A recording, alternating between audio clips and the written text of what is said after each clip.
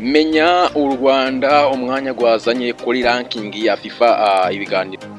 Amakipe y'ibihugu 190 y'ibihugu kabisa urutonde ranking ya FIFA aho buri kwezi asohoka ibihugu 190 ku makipe y'ibihugu imyanya tugiye kureba hamwe ese u Rwanda rwaje ku mwanya kangahe kuri zitariki 29 tugiye kuba twarebera hamwe turareba no mu karere ese u Rwanda rurimo ruritwara gute nyuma yuko rutsinze Nigeria ese byayifashije iki.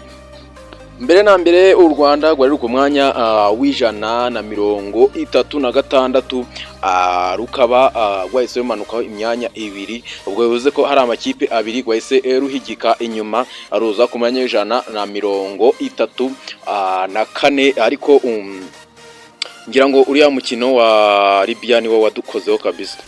Ndagira ngubwire ngo muri aka karere ikipe iyoboye kuri ranking ya FIFA cyangwa se iri imbere yandi makipe y'ibihugu muri aka karere ni Uganda iri ku mwanya iri ku mwanya wa 89, Tanzania umwanya w'105, Kenya umwanya w'108. Ngira ngo Burundi nibwo buri kure cyane muri aka karere, u Rwanda nagwo ruri gupushinga ngira ngo ni ibintu byiza cyane.